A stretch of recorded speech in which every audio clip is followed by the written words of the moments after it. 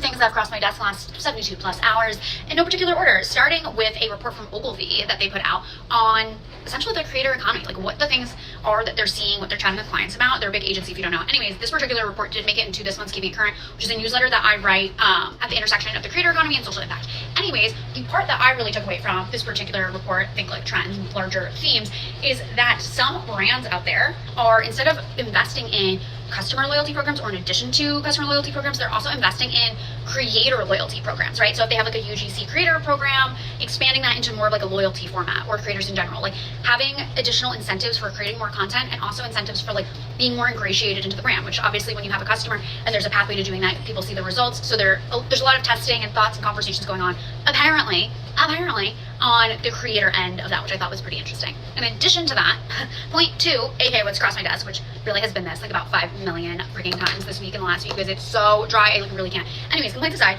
is a report, aka creative trends report from Reddit. Now here's the thing. I always look at these reports. Sometimes I think they're on, sometimes I think that they're just like putting a report out to put a report out.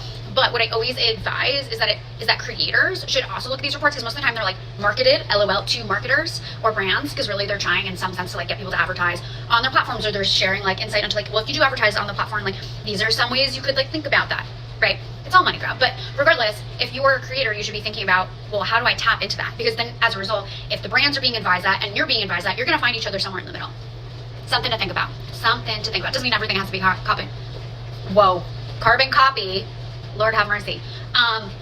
But nonetheless. And then in a totally different bucket, in Connecticut, some good news, but good news in relation to bad news. Governor Lamont announced $1.5 million in stopgap funding for a program that the federal government, aka the Trump administration, cut. And you want to know what this program is for? Literally helping food insecure Connecticut residents get connected with locally available, locally sourced food, which in turn supported local farms in Connecticut. And apparently it's not even remotely enough money to cover. So again, it's like good news in response to bad news, which is still not good enough news. You know what I mean? Anyways, I covered a little bit of that in this week's GovHub newsletter, because I've been writing newsletters up a storm this week. Like I literally type. I have not stopped. Okay, like I've got newsletters coming out of my ears at this point, and I'm launching another one. So I really just call me the newsletter girl instead of girl on the gov. Kidding, please don't do that. Anyways, those are 3 of the things.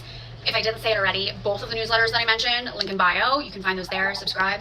Oh, okay. Thank you, faucet. That was a nice sound effect we added there. You guys hear that gurgling?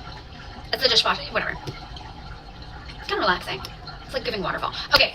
Anyways, those are the things. I'm definitely gonna have to speed this up.